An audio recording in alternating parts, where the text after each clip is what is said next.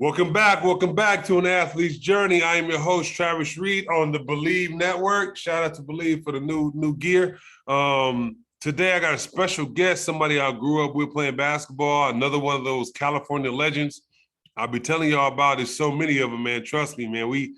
California was breeding. We breed them basketball legends, man. We have a dude who I played against in college, played with. And I was like, the only time I ever played in the Summer Pro League was with him, and we won the whole championship. Yes, sir. You know what I'm saying? So I want to introduce, my boy, Jerry Dupree. So what's up, Jerry? Yo, how you doing, Travis, man? Thank you for letting me be on the show, man. I want to say you've been doing a great job with your show, man. Keep up the good work, man. You're doing dope interviews, and you really, you're giving the people, the basketball fans, something to look forward to with all these stories, because people want to hear, people's life stories and how they came up in the basketball world. So salute to you, bro. Well, appreciate it, my bro. Appreciate it. I do it for people like yourself who have those tremendous stories. And there's so many of us that have those stories that people don't really even know. You know what I'm saying? Everybody just think it's NBA.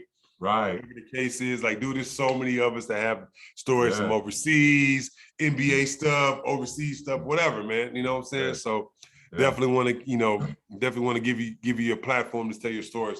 So let's get right into it, my bro. Sure. How did your journey start, your basketball journey? Oh, man. So, Jerry Dupree, as you guys know, I was born in Los Angeles, California, South Central East Side, off of Compton Ave in Slauson.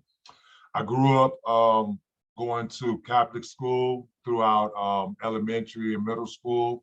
Then my dad ended up moving to Riverside County, Moreno Valley, where he felt like, he provide a better life for me and my other family members, siblings, things like that. So I'm kind of a late bloomer when it comes to basketball.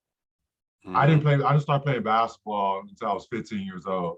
I didn't touch a basketball at 4, 5, 8, 9, 10. I didn't even know what basketball was. I wasn't exposed to it. It was strictly like school, home, to your room. House worked a lot, you know what I mean? So, but as I got older, I started seeing, the game of basketball evolve and kids going to the parks, and the friends that I was befriending, they started playing ball. I was a baseball kid. I played baseball, all the way up to high school. So I was a pitcher and first base. So baseball is one of those sports that you can't play by yourself. You need a group of people. So I started hanging out with some new friends and stuff, and they were basketball players. And that's kind of how I became, it fell in love with basketball, so to speak, because when I was going with them, they would play and I just watch. Then when somebody kind of like leave or go home early, they need another place, I go jump in and just run around the court.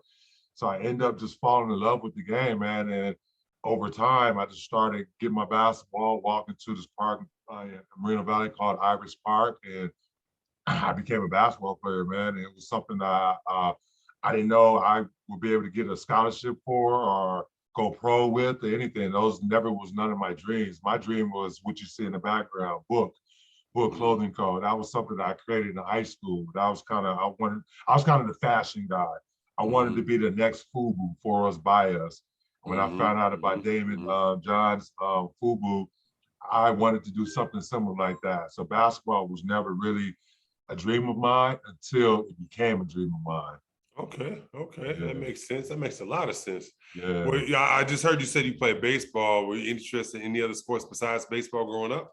Nah, because my dad played baseball when he was growing up. He played a little minor league for the Expos or whatever, and he ended up getting injured, sliding to second base, tore his knee up, and he was done. But my dad was a big baseball fan up to now. So every time sports was on, it was baseball. Baseball.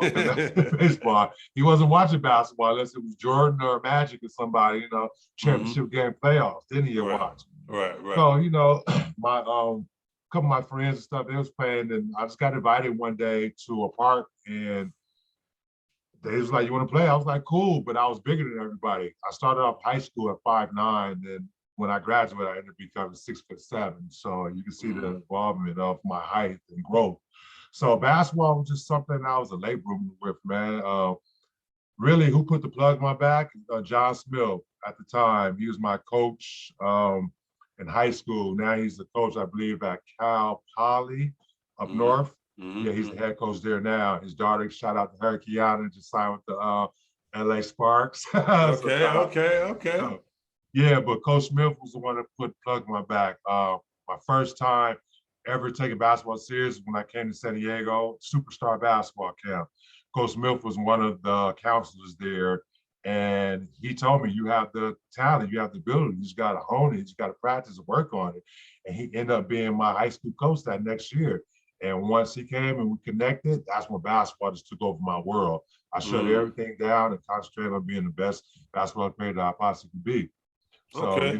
yeah, yeah, Okay. See, this is stuff I'm learning. yeah, People, like I'm yeah, saying, I'm learning everything. I knew everybody knew Jerry was a late bloomer, yeah, when it comes to like, basketball. So AAU wasn't necessarily his thing. But yeah, when he shot up like a rocket. He went from like yeah, nowhere to like up there with everybody else. You know what I'm yeah. saying? So obviously not playing basketball all the way through high school. What would be your most memorable moment when you was in high school? When I was in high school, Mm-hmm. I was saying being nominated for McDonald's All-American nominee. Considered top players in the country. I never thought that would be possible. I always watched the Streets Mills magazines and seen all the All-Americans and the top players and stuff. And I Mm-hmm. never even thought I'd be even nominated. I wasn't necessarily a McDonald's All-American top player that played in the game, but I was nominated to be a category of top players. You get what I'm saying? So Yeah, no, I it was got you. kind of cool though, yeah, because I mean, I started playing my sophomore year in high school. Then my junior year, I became a McDonald's nominee. So it was kind of cool, seeing the involvement. That's when AAU kind of came into my life too. The summer of I think '96. Mm-hmm. Al Hunter was my Slam and Jam coach, and we used to drive to Compton, Long Beach, and I was playing against everybody. I started getting exposure to Kenny Bruners, Tayshaun Princes, all the top players, in the summertime. Mm-hmm. And I was able to compete with Mm-hmm. these guys because I was very athletic. I had a 42-inch vertical, almost a 7-foot wingspan, so Mm-hmm. the game for me was run, jump, rebound, and dunk on people. That's how I first got involved with it. When I realized I could dunk and people couldn't jump on me, that's when I knew I had something special. Now, as time progressed, I started being around these Kenny Bruders and stuff, and these guys were like, listen, you're trying to get to the next level, you got to hone your dribbling and your shooting ability. You got to work on that. So Mm-hmm. that's the things I started having back in my mind, going to the park, just shooting jumpers. Maybe I don't dribble well, I just shoot it. Maybe I don't dunk it. I lay it up or whatever. So I just started trying to develop my own skills and watching people and just learning from watching, really. All right. So obviously you're McDonald's All American alternate, which is Yeah, obviously one of the top players in the country. And yeah, it really is an honor to do that, to have that. yeah. Um, were you recruited heavily by colleges, or how did Yeah, your so recruiting go? in high school, I was an average student. I wouldn't say I was a great student. I was probably like a C, B minus, C plus. Sometimes D depends on depends on the year, the part of the year. Got Yeah, to be yeah. eligible. You know what I mean? I was one of those guys like, hey, as long as I got a 2.3, 2.5, I'm good to go. I Mm-hmm. never thought I could go to college. That, like I said, I was a late bloomer. So um, in high school, my senior year, that's when I started noticing that I could go to college. I started getting recruited from it started off small schools like the Washington State, Santa Barbara's, Long Beach, San Jose's, and those type of schools, right? Then my coach, my AAU coach, Al Hunter, had an idea. He said, how about you go to junior college? So I ended up going to junior college, Southern Idaho. It was one of the top junior colleges in the country. I mean, we have Smush Parker, Kenny Bruner, Uche Okafor, Matt Sebring, so many dope players that was at the D1 level. Maybe some things happened, they got dropped down, or maybe Mm-hmm. some guys that had a grades and they had to go JUCO. Blandon Ferguson, Cordell Butler, all these guys. So I was exposed to these guys, and I started, like I said, developing my skills. Then once I started playing on the court, that's when the schools would start trickling down. I had every school in the country: Kansas, Kentucky, Miami, Cincinnati, USC. not UCLA. They didn't recruit. Listen, every school in Southern California recruiting but UCLA, you know what I mean? So it was one of those. And so the issue with that was, you know, I found out that you could redshirt and have extra years at a Division One. So, so I opt out that summer, my freshman year, to come back to Southern California and go to San Bernardino College, where I just did concentrate on my academics. So Coach Smith was my high school coach. I ended up getting him a job in Southern Idaho in my junior college. And he ended up leaving and going to San Bernardino. He was rolling with you. He was rolling with you. Yeah, so I ended up rolling with him, but I didn't play on his basketball team. I ended up just doing school. So one day I had a dream one night, and it was like USC. I was like, USC? Like USC, that's school I'm going to. I picked up the phone. I called the office. Said, can I speak to the coach of USC? Henry Beebe got on the phone. I told him, I was like, I want to come to USC. He's like, you do? He hung up the phone. And next thing you know, I was enrolled in USC. But I want to say, too, it wasn't that easy, though. I had a little bumps and bruises before I got to USC. So USC wasn't really recruiting me. They was recruiting Kenny Bruner. And Kenny Bruner ended up leaving and going somewhere else on some personal things, going pro, whatever. And that's how I found out about USC at the time, right? So when I had the dream about going to USC, I called them and they were good. But I did not know that my junior college coach did not like that. He was pissed. So come to find out, I was accused of taking money to be recruited for USC. They say I took $35,000 from one of the coaches. I don't want to say his name, but one of the coaches at the time offered me money to go. So the NCAA came to my house maybe like 3 weeks before I was going to enter USC and threatened me like, hey, you took money, blah, blah, blah. We need to know. They had cameras, lights, lawyers, and things like that. So Henry Beebe was an advocate of me going to USC, but you know, it was some turmoil before I got there. So yeah, I ended up getting a scholarship to USC, and that's how that story kind of went. Oh, like I said, it was a blessing that you did go, man. You know what I'm saying? Going through the hardships and everything. Yeah. You know, made the journey even better for you. You know what I'm saying? Yeah, it did, man. You know what I'm saying? So what do you remember most about your first year in college? Oh, first year of college. Honestly, I'm gonna tell you the truth.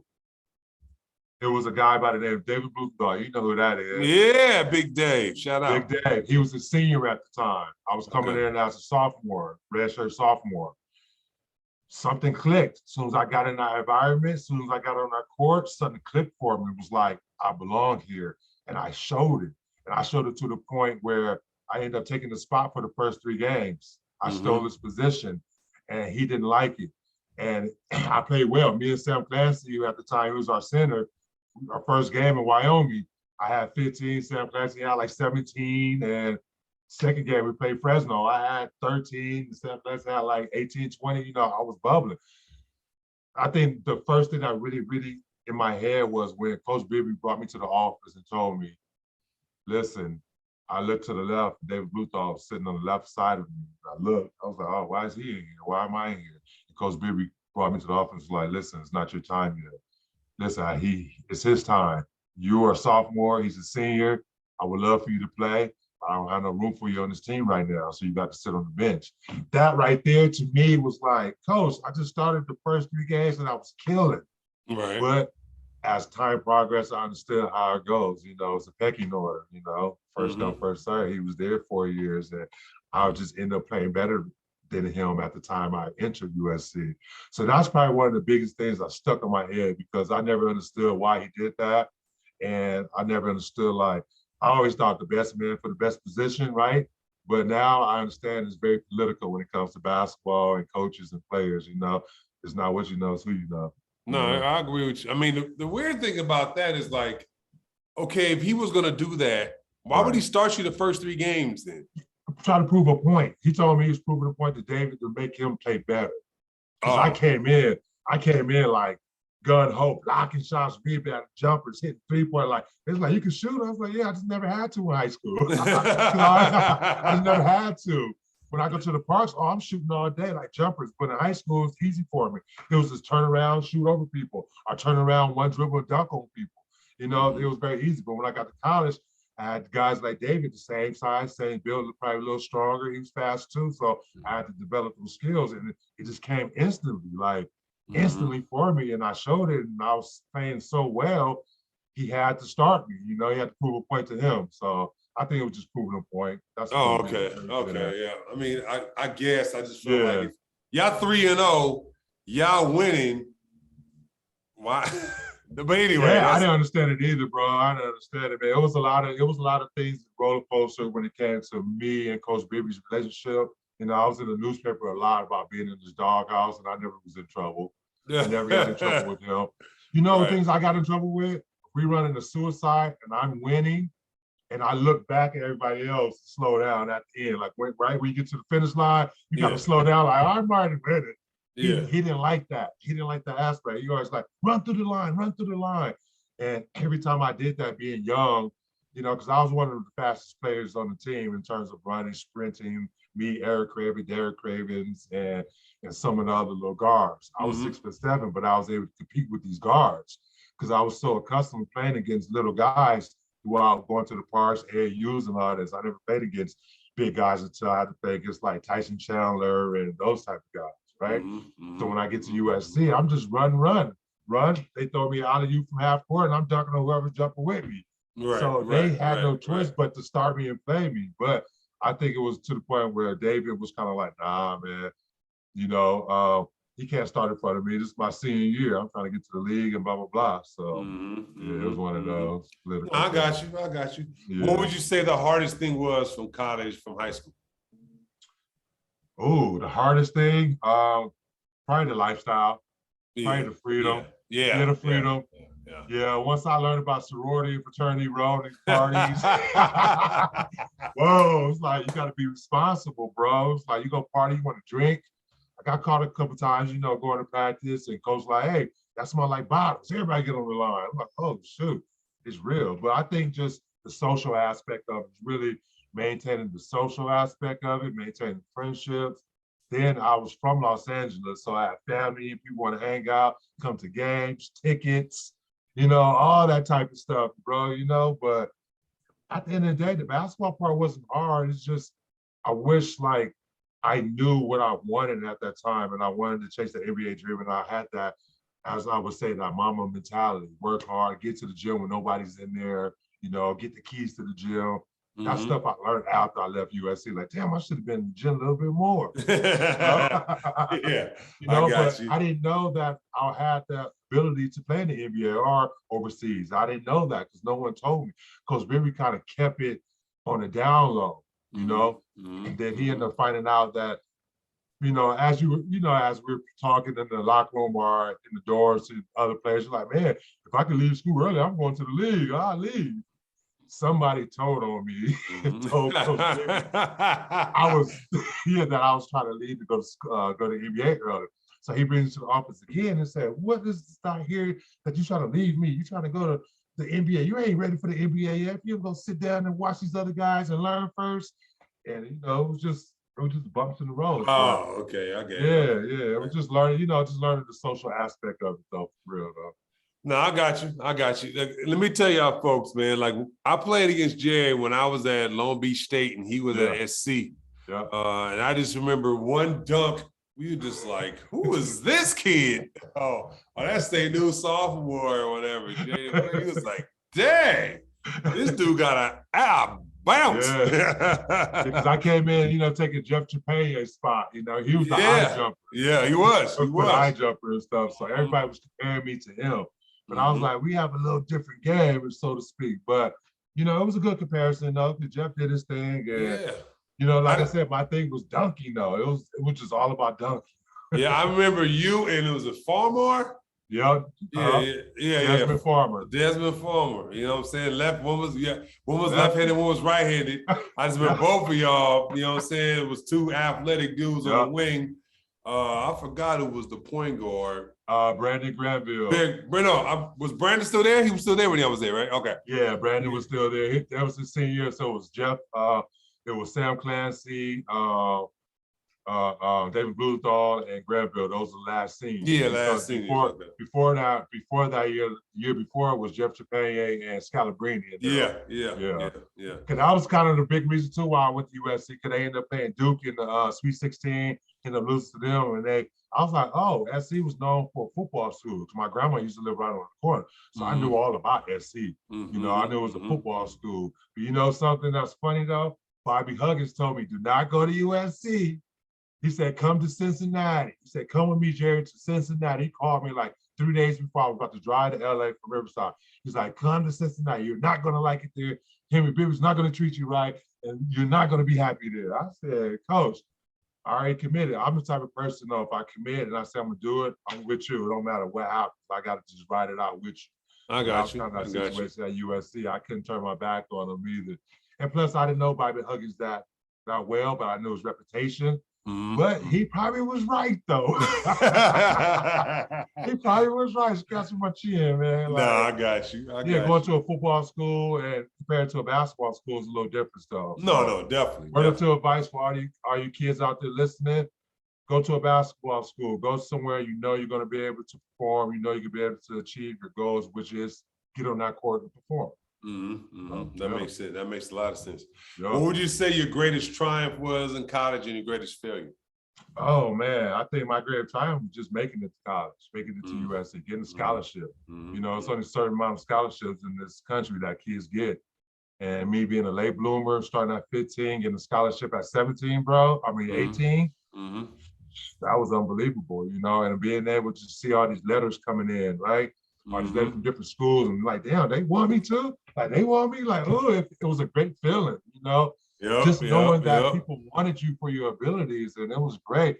But I also think too, you know, making it to the NCAA tournament, even though we lost the first round, but that was pretty big too, because they wasn't expecting us to do it because Sam Classen was gone. We did it. So I think that was really cool too.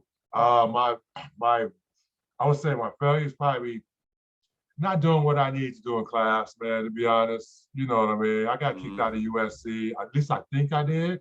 I don't know. That was kind of weird. Yeah, right? So you think you did? Yeah, I don't know. I think I did. I don't know, because I had a lot of rumors after I left USC about my situation. And I don't know if they were true or not, because no one ever sat me down and told me. You know, I couldn't find out that it was a booster pay for my scholarship, so they could keep a scholarship and give it to another person. So I found that out. I also found out that the money was real that they said I took. So all these kind of took place of me, I think, jeopardizing me being able to go to the NBA, so to speak, right? Because I had some NBA traction for some teams. You know?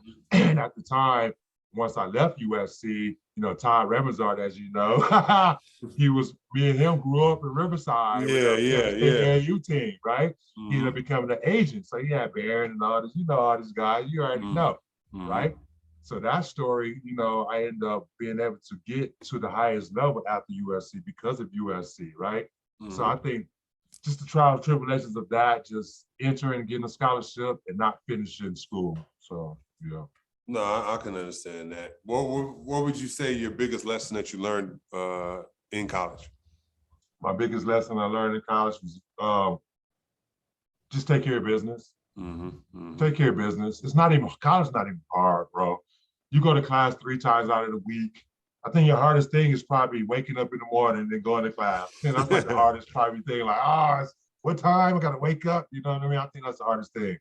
But really just, and knowing what you want, knowing what dream you want, knowing where you want to go in life. Because if I know what I know now, I would have, you know, took different classes. I would have become a film major. You know, I would have practiced probably harder. I would have took class seriously if I know what I know now. But, you know, that's something for me to teach my son now. That's something for me to teach my nieces and nephews, or the kids that's looking up to us or want to hear our story. So that's why I'm very open with my story. Like, I'm an open book, and I just tell it how it is and what I went through.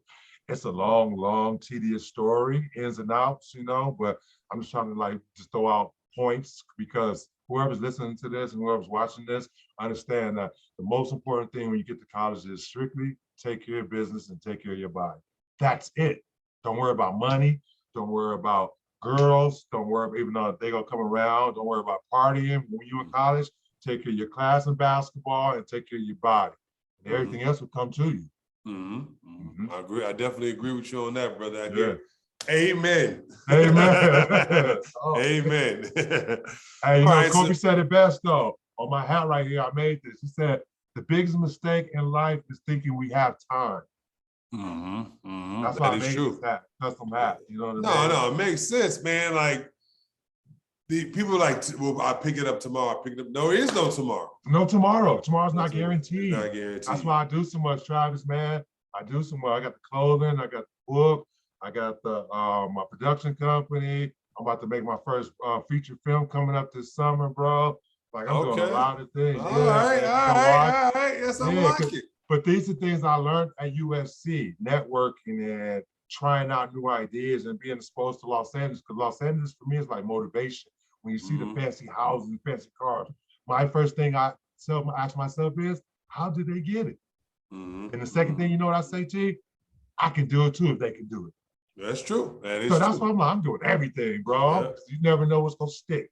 No, you're right. That's what I said. So if you ever need an actor for your movie, let me know. Let me know. Bro, I was working on it right now. Can you see it? Right now. Wait. Oh, okay. Script, yeah. Okay. Well, I got the stupid screen thing on here. Sorry. Yeah. Right All right. I see you doing his thing, folks. Yeah, man. So getting back to your story, like obviously, you know, everything's happened at SC. Yeah. Right. Yeah. Now, what was your NBA or professional journey like, you know?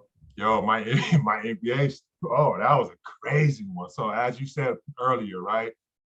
We won the Summer League Championship in Long Beach Pyramid. I believe 2 teams at that time. So in 2000 and I want to say 4-ish, 5-ish, whatever. Yep, that's 2004. Yeah, 2004, right? Yeah. So you remember the Summer League had a competition with the Denver Nuggets. Yeah. So I ended up being one of the top players for that, right? Me, Kenny Bruner, a few other guys, I forget their name. So check this out. We go out to Denver, meet Kiki Vanderway. Kiki Vanderway and the coaching staff set up a whole, 3-day workout thing. First day, we're doing like drills and stuff, and let's see how athletic these kids are. Kill that. Second day, we do like a little more drills and more like just NBA stuff. Kill that. Third day, it's a little more competition now. Now we're going against each other, one-on-ones and shooting threes and blah, blah, blah. So Kiki Vanderway was like, yo, all right, let me see everybody going against each other. So boom, we're doing one-on-ones, killing me. Layups, can't touch me. Because it's something about me is like when I get to that spotlight, when I get to the big stage, the game just comes on, right? So we're doing this one drill where you shoot it, back up. Shoot it, you back up until you miss.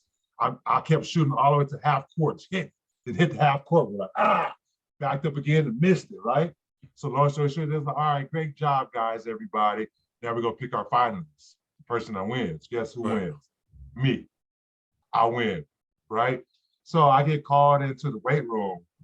GM, I forget some other, I don't know if it's the president or whoever it was.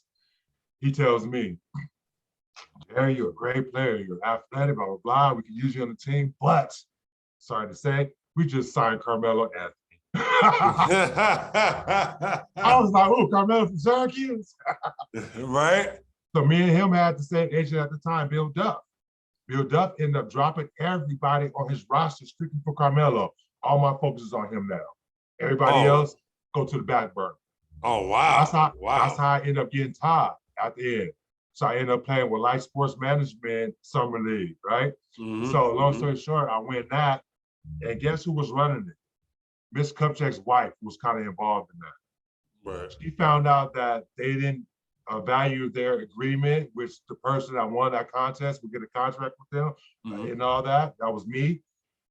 Lakers called me maybe a week later. I'm sitting on the couch thinking like, man, what the hell am I doing? Am I going overseas? I get a phone call. Ring, ring, ring. Hello, I got to speak to Jerry Dupree, Mr. Kupchak. I said, man, you don't stop playing with me. Hung up the phone. Thinking somebody for the guy. I'm thinking somebody praying. He called me second time. Jerry Dupree, Mr. Kupchak, Los Angeles. But I'm like, stop playing. I yelled at the phone like, stop playing with me. And I'm not in the mood. I was pissed about the Denver thing. Third time he called me. Jerry Dupree, hold on, don't hang up the phone. It's me. I was like, who? Miss Cupchat. Like, yes, Los Angeles Lakers. We want to invite you to come work out tomorrow morning at 8:00 a.m. in El Segundo. It's only gonna be about 30 minutes. Can you make it? Hell yeah, I can make it. Fine, click, that easy. I called Todd. Todd was like, no way, man, no way they called you. I was like, bro, Lakers just called me right now. Todd called them. He called me back. Was like, oh shit, you right. They want you in the morning. You ready? I said, hell no. I was doing some extracurricular activities on the couch. I was talking to Miss Cupchat, if you know what I mean. Hey, yeah, it's all good. It's all Yeah, good. you know what I mean? I ain't gonna lie, I was smoking some weed, sitting on the couch. I'm thinking like I'm going overseas. I don't know. Long story short, bro, I get to that workout. That bad boy turned into 3 hours, 3.5 hours. So I'm doing everything, touching the back, running, sprint, blah, blah, blah, blah, blah, blah. I go home. The next day, Saturday, call me again. Hey, we want to invite you to vet camp. I said, whoa, vet camp. Ty called me up. Yo, you going to vet camp? They want you there Monday in San Diego. I get the vet camp. They like, you go drive or get on the bus? I was like, I'll get on the bus. I think everybody will get on the bus. NBA guys, right? No, these millionaires, they drive themselves. I'm the only one on the big ass bus. Here comes Brian Grant. Because I came in when Shaquille O'Neal got traded to Miami. Okay. So I came in with Brian Grant, Chucky Atkins, Lamar Odom, and I forget the third one. Karan Butler. Karan Butler. Yeah, I remember because he's like, hey, what's up, Dupree? Hey, how you doing? I never forget his voice. So long story short, bro, I'm sitting on the bus, get to San Diego. I'm thinking like, oh, wow. As soon as the first day of practice, Kobe, Lamar, Chucky, Jerry Dupree, and Mims. Let's go, starting five. I'm like, whoa. I'm thinking in my head, like, oh shit. Hold on. I just came like, I just started 2 weeks ago talking about this. Now I'm here on the court with Kobe Bryant. Right. First day of practice. I kill it, bro. I tell you, like I told you before, something about lights, big stage for me, it just comes on like the natural rhythms come on like, oh, this is what you've been waiting for. I kill it, bro. Boom, boom, boom, boom. I'm killing it, right? Next thing you know, second day I catch a cramp. Third day I catch a cramp. I'm like, oh shit, I can't practice. So that right there was like my introduction to the NBA. Started off killing it, then knowing that my body wasn't prepared for that type of environment. My mental wasn't prepared for that type of environment. Right. And I wasn't ready. And that was the killer for me because I know I would have made that team without a heartbeat, but they were stacked. Kareem Rush, Karan Butler, Luke Walton, Lamar Odom. All these guys in front of me had years in the NBA, but Karan Butler.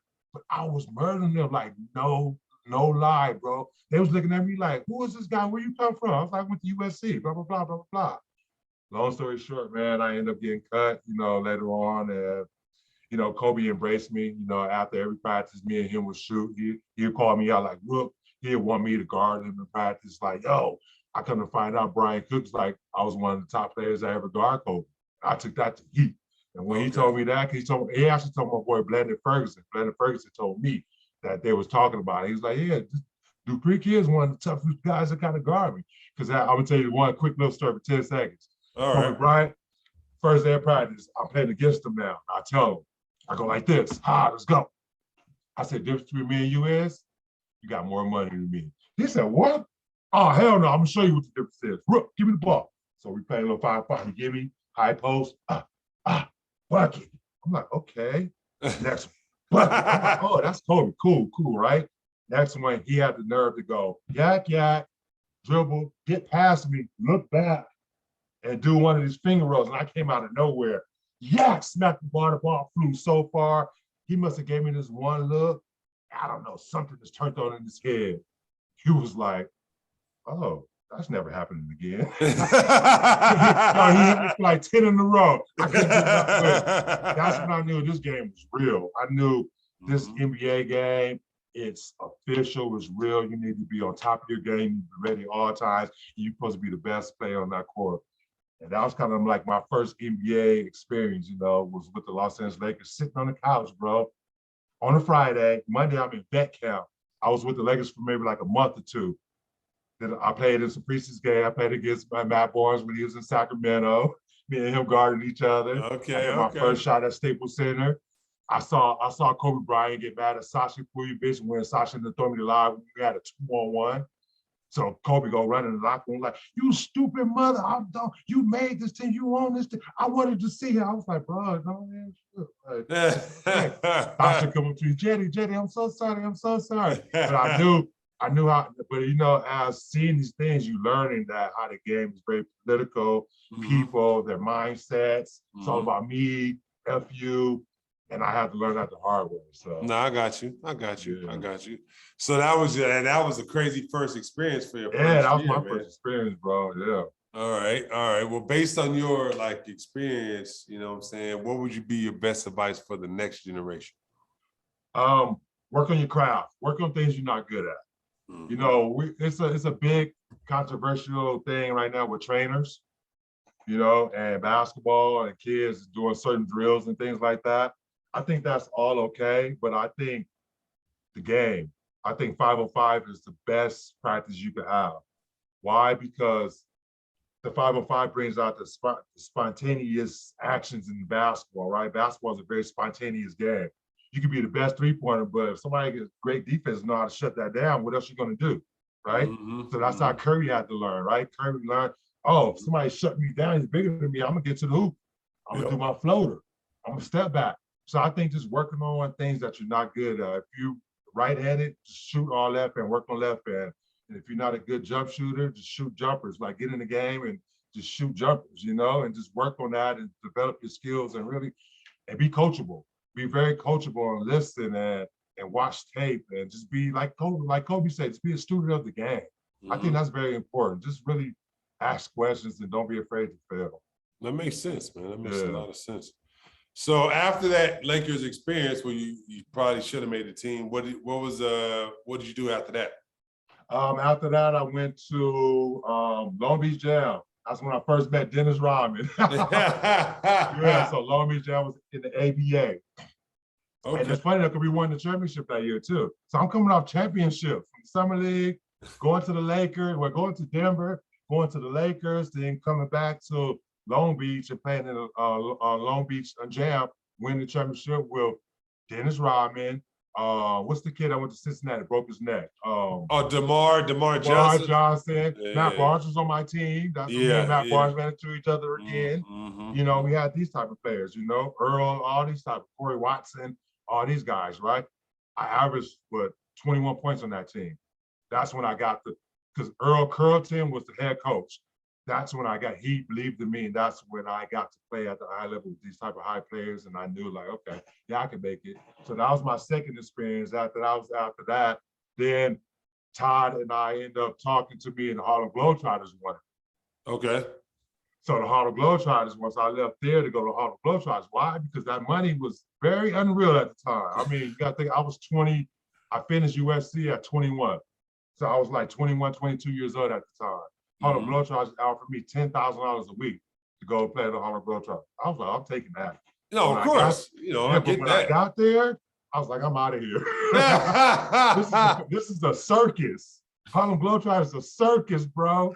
7 days a week, every day. I'm doing a YMCA. I'm not playing on real basketball. I got the first dunk, so I got to run around somebody. They go throw it off the backboard real high, and that's when I first got my first knee injury. When he was playing with Harlem, Harlem Globetrotters? Because I was the first dunker. So the first dunker, they want to throw the ball off the backboard and throw it extremely high. You got to jump as high as possible to go get it. Right. And I was that guy. And that's when I experienced my first knee injury. Oh, no, yeah. I remember Billy had told me, because he did it for like a couple of months. He said, man, they practice like 4 times a day. Four times a day. You might have 2 games a day. You traveling 7 days a week. Bro, it was unreal. And Manny Jackson was like, I want to sign you to a lifetime contract, but you can't play in the NBA. You can't go overseas. You can't do anything else but be with me and do this. I was like, ooh. I was in New Orleans. He told me that. I was like, oh, I can't do it. He's like, you're out of here. Send me home that same night.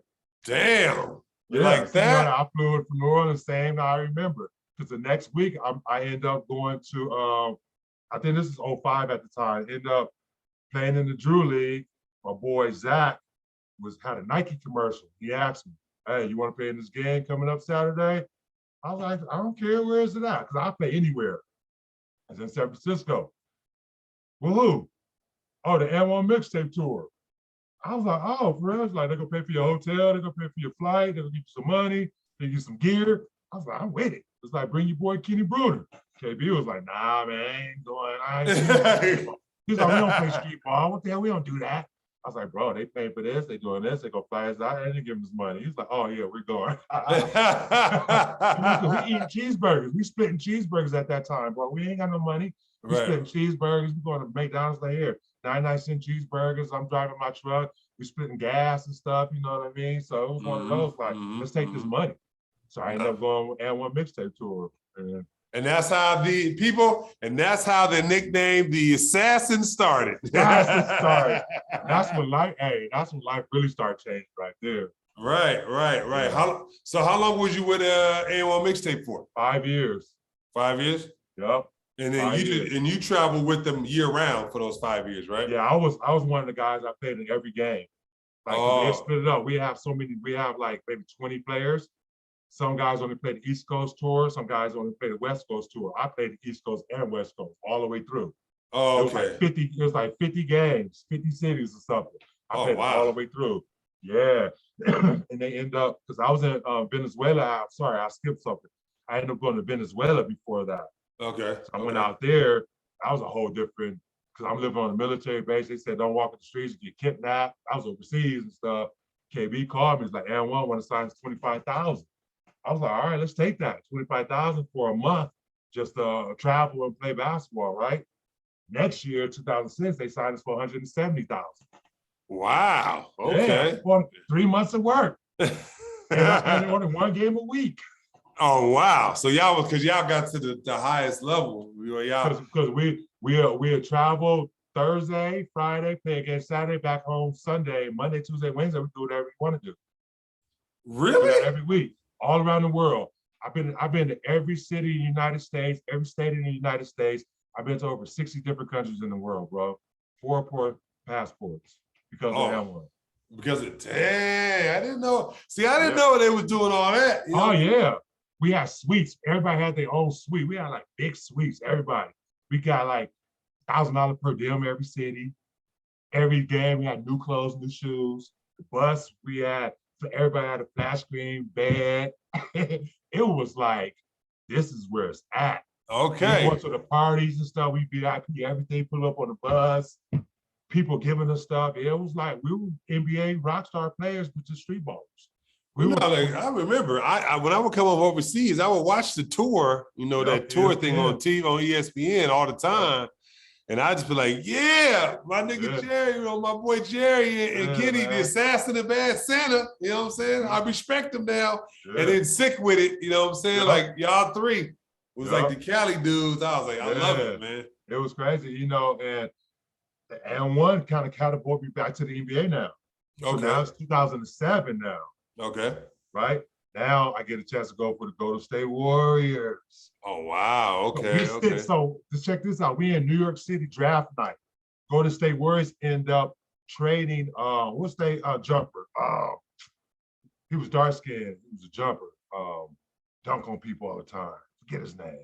Not Harrison Barnes. No, before him. They played with Barron. Oh, Jason Richardson. Jason Richardson. As soon as they said, hey, we're trading Jason Richardson, I get a phone call. Hey, we want you to come and play with us in the Summer League. Ty called me later. Hey, they want you to come play in the Summer League. And one said, hell no. So this is the third person. This is the third person holding me back from my dreams, bro. First one was Coach Henry Bibby. Second one was Manny Jackson. Third one was N1 organization now. This is the third time that somebody said, Jared, you cannot go to the NBA because we don't want you. We want to keep you for all to ourselves. And one said, listen, if you go to the NBA, we're going to take this amount of money out of your check. We're going to take $30,000 as soon as you leave. And I was thinking like, hold on, skip to my lose and one, but he's playing the NBA. He's playing the NBA. He's playing in the finals. Dope if I made it to the NBA playing from N1, wouldn't that make your organization like so magnificent and great? They was like, at first they was like, no, hire people the money. It was like, nah. Then all of a sudden, I don't know who talked to who. I don't know if Todd had anything to do with it, but all of a sudden it was like, okay.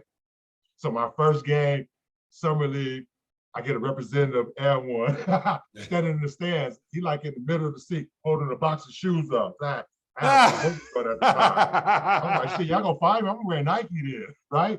He's standing right there with a box, and was like, come here, come here, come here. I was like, oh. And you know what my players on my team told me? They said, why are you here, Jerry? You play with the N1 mixtape tour. I said, bro, I was with you in a heartbeat. You could take that tour life. I would stay right here. Right. You know what I'm saying? So I ended up playing for Golden State Summer League, and I think Steve Kerr was the coach at the time, and he liked me, but once again, it was another numbers thing. You know, they had guys in front of me, guys they recruited, guys they drafted. They just gave me opportunity, you know. So no, I get that. Man, those my NBA opportunities, man. It was great, you know. Then I ended up getting hurt 5 times, and so I had 5 knee surgeries, bro. You know, 5? Yeah, 5, all reconstructed. Tore my ACL 5 times, bro. Chasing this dream. Wow. Yeah, man, I didn't know that. I didn't know you got hurt. My last one was 2017. That NBA dream was over. It was just chasing the basketball, playing now, right? Yeah. Check this out. 2017. I haven't touched the basketball since. I haven't played 24 hours. I haven't shot a basketball. I haven't dribbled a basketball. I barely even watch basketball now. Oh yeah, is that how you doing now? Yeah, my life been a roller coaster with this basketball. I have a love-hate relationship with it. You know, I still love it. I still represent it and everything. I'm starting to get more into it now, you know, because I let that go. So I'm doing other things now. And my son, he wants to play basketball. He's gonna be a 7-footer. So, you know, I have to let that go. But, you know, basketball gave me a lot of good things. Basketball gave me a lot of sad things. And basketball gave me some effed up things when it comes to the injuries and stuff. Right? No, I agree with you on that, man. I felt the same way towards the end of my career. I felt like, you know, when I was hooping, you know, like the money wasn't there. Like when I had 2 stress fractures in both my shins. Wow. So I basically missed a year of when I was hooping overseas. Yeah. And then, you know, I came back getting ready to come back. And then I was going to miss like 4 months. I came back rehabbing, and then I played pickup once, and I got hurt again. Damn. And so I basically missed the whole, you know, I got kicked in my shin and basically cracked my shin all the way down to like the other side. It almost split it in 2. So basically it took a year for the bone to heal, because I had the steel plate, so they couldn't put no surgery or nothing. So it basically took a whole year for my bone to heal. And after that, it just was never the same. The money was never the same. Yeah. The team was never the same. I never made the same anything, bro. I just kind of played. I just kind of played because I didn't know what else to do with my life, you know? You know, because we come from that basketball background, and, you know, we always felt like we don't make it to the NBA. Guess what? We got overseas, right? Yeah. If we don't got overseas, guess what? We play a little ABA, CBAs too. So we have options, right? But when it comes to injuries, it's like, is it worth it now, right? Now you start questioning, like, is it worth it? Is it worth paying for $5,000, $10,000, whatever, 1,000, 100, wherever they give you? You know what I mean? Like, is it worth it? And for me personally, it was like after 17, it was like, put the ball up, bro. You need to do something with some longevity. So that's why I picked up the camera, bro. Start filming and start creating my own production company and start really dibbling and dabbling in Book Clothing Co. and in the business side of it. You know, I turned 31. I was like, I'm a businessman. I'm just gonna figure that out. Well, you played. What'd you do? You did 10 years overseas or 10 years of Yeah. I played 15 total, but within that, it was injuries, ups and downs, missing time. You know, it was like, and you know, as you know, now time go by so fast, bro. Like it do. It feels Friday, next you know it's next Thursday. Like, damn, it was Friday. You know what I mean? So it was just a time thing, bro. And like you said, the money wasn't the same. People didn't believe in you as much. Can you still do the same thing? Like, maybe I don't want to dunk 100 times a game. You know what I mean? Right. I agree with you on that, man. I agree with you on that. Like, that's real. So what was the best thing, like, from overseas, you know, to like regular life in the States? What was the best thing when you was traveling with anyone to do all that stuff? What was the best thing about going overseas? The travel. Being exposed, I was a history major at USC, so just being exposed to the historical factors of different countries and the things that we learn in the US or see on TV that's not really true or real. So like Dubai, I've been to Dubai, right? Oh my God. I will move there tomorrow. I will move there tomorrow, bro. Like, hey, that's on my bucket list, man. I need to go to Dubai, man. You gotta go, bro. I done seen the indoor ski resort to the most expensive hotel in the world where everything in your room is gold. They have a concierge. They drive you in the Bentley. They pick you up in the helicopter. I experienced all that with M1, bro. It was crazy, you know. Then I get to the point, you know, we're going to North Korea with Dennis Rodman. I see the bad side of it, right? Meet Kim Jong-un and seeing the people living in the country that's supposed to be, you know, sacrificing family and lifestyle and just, so I seen the good and bad, what I'm trying to say, you know. I seen the best of the best, I seen the worst of the worst. I mean, I got robbed in the Dominican Republic, you know, fresh off the airplane, straight to the gym with my bags, jewelry, everything on, at the basketball court, lights go out, see nothing but cameras. The security, everybody throw us back in the locker room empty. Guess who came up? My boy Rod Strick. Oh, really? Not Rod Strick, I'm sorry, Strick. Remember Jay-Z said, my boy Strick said, eat your breakfast? Yeah, him, New York City, Strick. He went to, because he played in Dominican Republic, so he went to this alley next to the gym, came back, my passport like this is all I could get. That's all I could get. So and that's crazy. Crazy experiences, yeah, man. This basketball has been a roller coaster. No, so anybody out there that want this, you gotta make sure you got some thick skin. I agree. Now, my other question for you is, how was that North Korea thing with Dennis Rodman, man? Oh man, North Korea it was so surreal, bro. It felt like, if you ever seen the movie The Truman Show with Jim Carrey, it was just like that. Everybody was actors, everything was fake stores, fake interaction, everything was just like plot for us. And it was crazy to see Dennis Rodman, this grown multi-millionaire Hall of Famer, crying, sad and scared because of us being down there and seeing all these other NBA guys. Because we had Doug Christie, I believe. Who else we had? We had, I forget everybody's name. Shoot. It was just so many guys there, though. It was just crazy to see these millionaires down there, nervous, afraid, timid.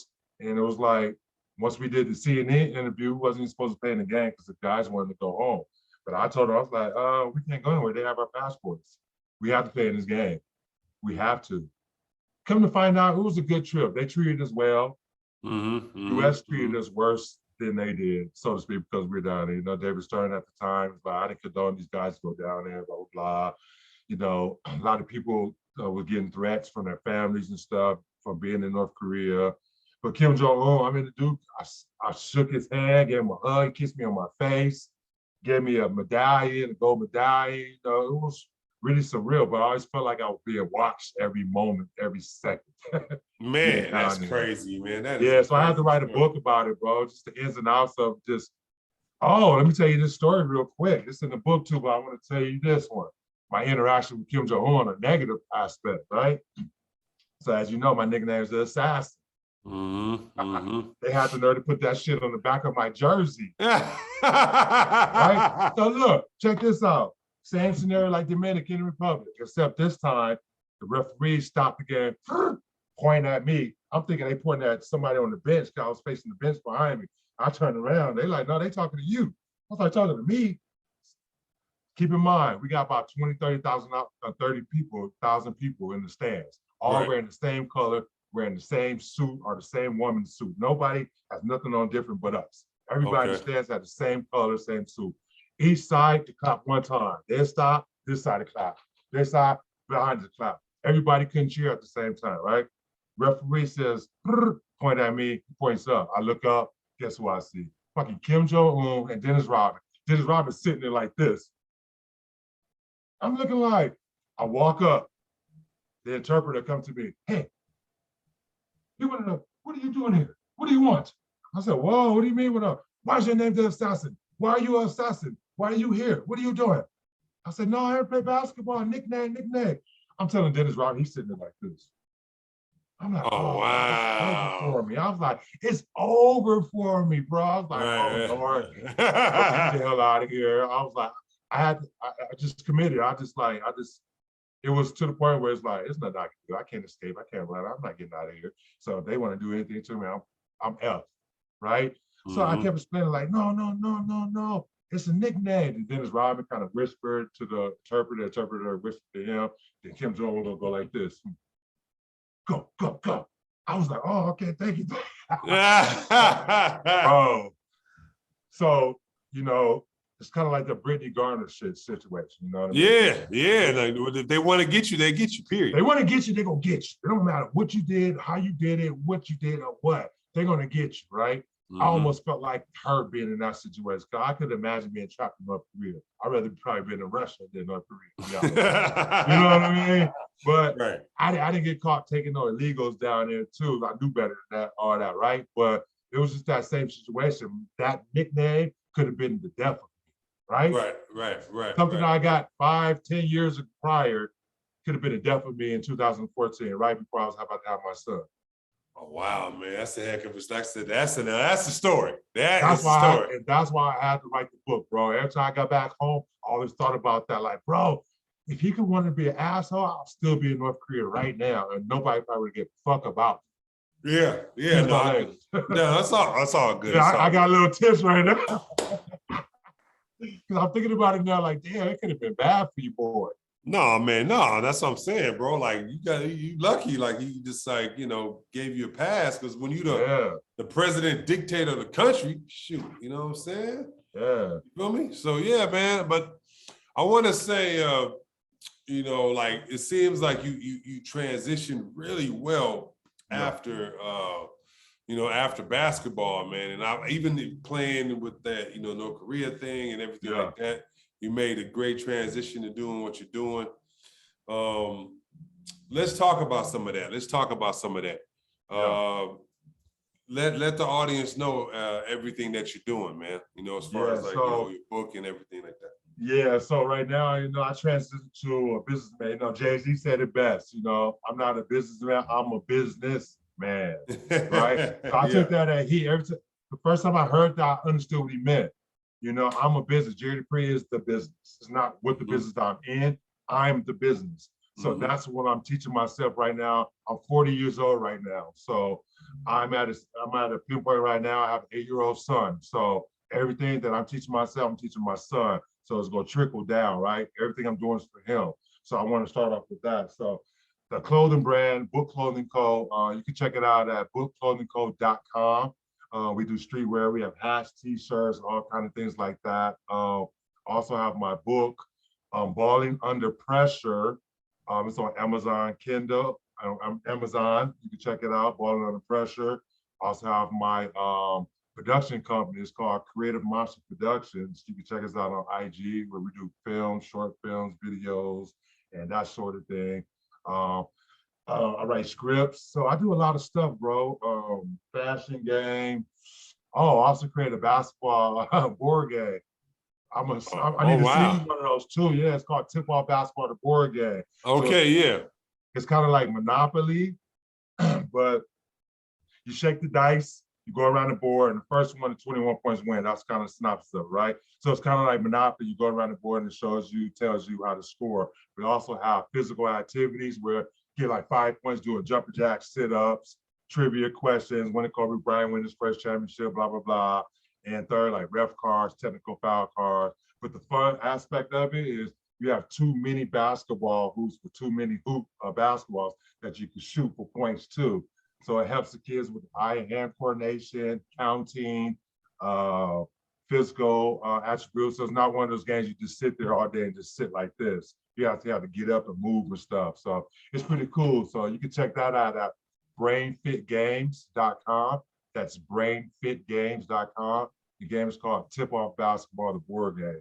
So that's kind of like my primary thing right now that I really focus on because I want to get an NBA licensing deal where I have an NBA Clippers court, Lakers court, Miami Heat court, UCLA court, USC court. So that's the things I'm working on around, and some licensing deals with that right there. So okay. yeah. Well, like I said, people, he's made his transition pretty good. Yeah. He's doing a lot of different things, man. A lot of different things. Yeah. You know what I'm I'm a saying? strong believer, you gotta have 7 sources of income, bro. I'm at 5 right now. So yeah, Okay, it's been a okay. blessing though. But, I'm all self-taught. I didn't go to school for none of this. I sat here 18, 20 hours a day, and I taught myself how to design, how to write. I got the equipment. I got embroidery machines. I got heat press, silk screens. I taught myself how to film. I bought the camera. I'm YouTube in university, baby. So everything, everything that I do now, I taught myself how to do. Okay, well, that's what I'm Yeah. saying. Like being an entrepreneur, that's a blessing, man. Like I said, being a smart businessman, like like to make that transition from what you've done from basketball, everything you've done to being a hustler, and that's how athletes. That's how they do it. They take that energy, bring it over to that other something else on that. Like I said. And so that's how people wonder, like, how do you do this? Man, because all this energy was devoted to basketball, and now they devote all that energy to and injuries helped me too, though. A lot of downtime too. Just kind of figure out what I want to put my foot in, what I want to do. So injuries helped that too, because collectively over 9.5 years it was injuries too. Yeah, okay. I got you. Injury was like a year and a half. No, I got you. So I want to say thank you, Jerry, man, for coming on the show, man. I appreciate you, brother, man. I appreciate you. Shout out your IG and your Facebook or whatever, so people can follow you, so they can get all the information that you just said. Yeah. So my IG, check me out at Book Clothing Co. That's Book Clothing Co. My board game is Tip Off Basketball, the board game. That's all on IG. And I don't have a personal one, but you can follow me on Facebook at Jerry Dupree. Or you can Google me, just Google Jerry Dupree. I have everything on there, from the games to the clothing to the production to me. Well, there you go, everybody. Like I said, follow him, and definitely, his stuff is actually very interesting. Check it out. I'll be honest, I'm not just doing this for the video, but I was like, I need to use him for the film. I want to do like a short thing, Let's know do what it. I'm saying? Yeah, Let's so we I'm can ready, do it, bro. Let's do it. I'm ready. Whenever you're ready, we local. We in SoCal. Let's do it. All right, bet that. I got the cameras. Let's go for it. Got you, Jerry, man. Like I said, I appreciate you again.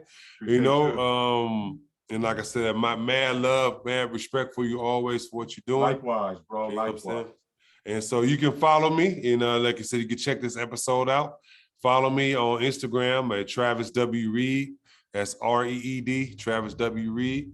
And also on Facebook, you can follow me on Travis W. Reed on Facebook as well.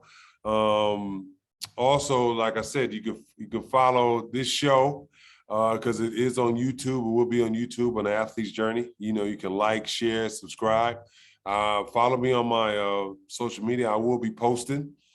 We'll be posting this episode, along with all the episodes on YouTube as well, and on Spotify. Just press in Travis Reed and Athlete's Journey on the Believe Network. Shout out to Believe. They see the shirt. Shout out to Believe, baby. Yeah. Shout out to Believe on Spotify and Apple Podcasts.